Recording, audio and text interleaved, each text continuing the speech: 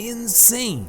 The disgusting truth about hygiene in the Middle Ages. Think about your daily routine of showering, brushing your teeth, and washing your hands. These basic hygiene practices have become ingrained in our modern lifestyle. But have you ever considered how people in the Middle Ages managed to stay clean without the technology and resources we have today? You might be surprised to discover the disgusting truth about hygiene in the Middle Ages. How did they maintain their personal hygiene and keep their surroundings clean? Were the standards of cleanliness and hygiene the same as they are now?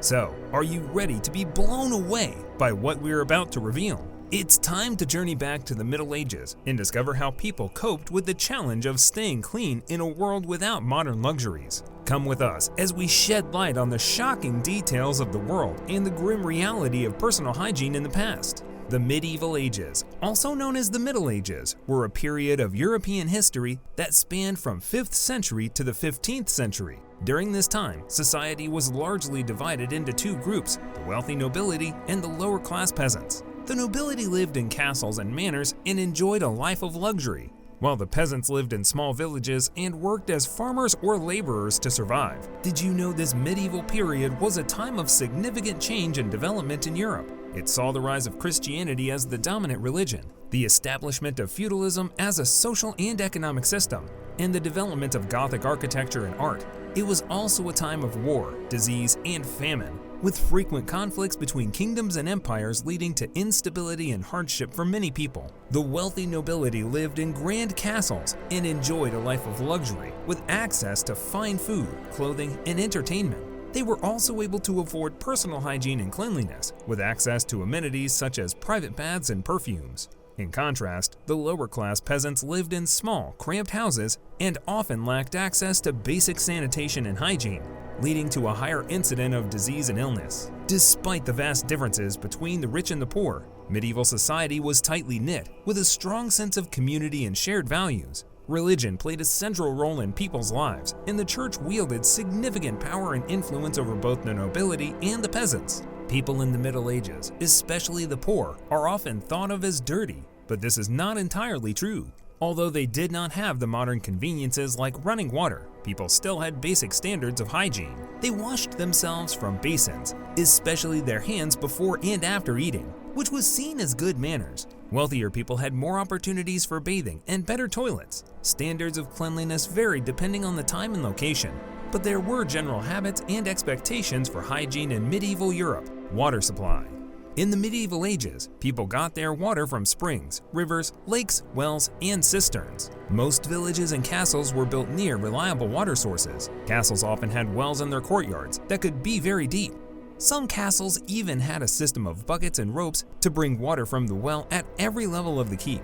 Cisterns collected rainwater or natural ground seepage, and some castles had pipes to carry water from a cistern to other parts of the castle. Settlement tanks were also used to settle sediment in the water. In towns, there were canals, water conduits, wells, and fountains that provided fresh water. The larger towns were often situated near rivers or coastlines, making it easier to get water and dispose of waste. Town councils maintained these water sources and imposed sanitary measures on local businesses and people. They often had public baths, and there were obligations to clean the street in front of one's house or shop. During times of plague, local authorities removed the dead. Personal hygiene.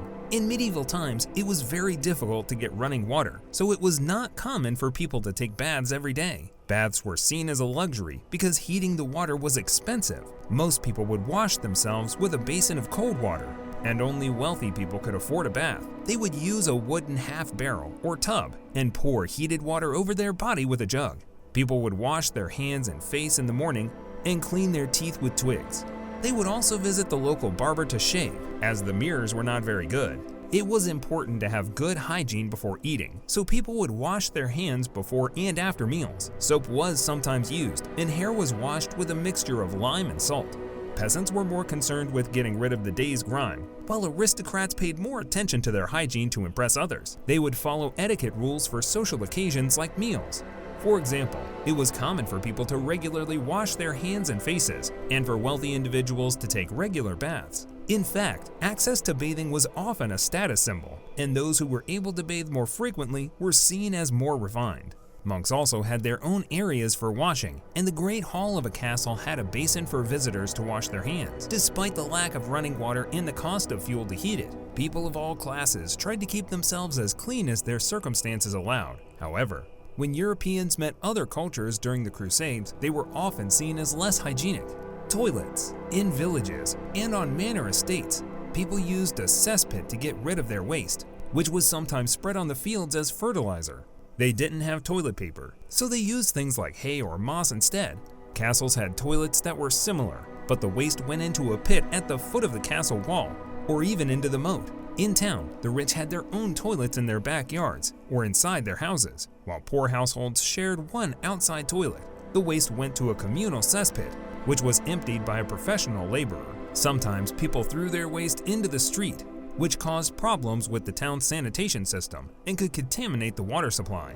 Because there were many animals in the town, the streets were dirty and full of rats or other vermin, making them a breeding ground for disease. Plague and diseases. During the medieval times, there were many plagues and diseases that affected Europe, including the Black Death from 1347 to 1352 CE. The bubonic plague, spread by fleas on rats, killed a significant percentage of the population due to low standards of hygiene and the lack of understanding of the disease. Some areas like Milan and Bohemia were not as affected, indicating that hygiene was not the sole cause of the spread of disease. In addition to plagues, there were other everyday dangers, such as poor food preparation and storage, which could lead to epidemics of diarrhea caused by poisoned rye or skin diseases. For example, in cities and towns, waste was often disposed of in the streets, which led to a buildup of garbage and a general lack of cleanliness. This, in turn, attracted rats and other vermin, which were known carriers of the plague. Additionally, the close quarters in which people lived meant that diseases could easily spread from person to person, and the lack of medical knowledge at the time meant that illnesses often went untreated. Other factors that contributed to poor hygiene in the medieval era included a lack of access to clean water and a public lack of understanding of how diseases were spread. People often lived in crowded, unsanitary conditions, and it was not uncommon for entire families to share a single room. This, combined with a lack of knowledge about basic hygiene practices like hand washing, made it easy for diseases to spread. In what ways did poor food preparation and storage pose a health risk in medieval times? And how did people try to mitigate this risk? Let us know in the comment section below. Thank you for watching this video about the hygiene practices in the medieval ages. As you've learned, personal cleanliness was not a priority during this time period, and the conditions were often unsanitary and dangerous. We hope that this video has provided you with valuable insights into the history of hygiene and the importance of cleanliness in our modern lives. If you enjoyed this video, please give it a thumbs up and consider subscribing to our channel for more educational content. We'll see you in the next video.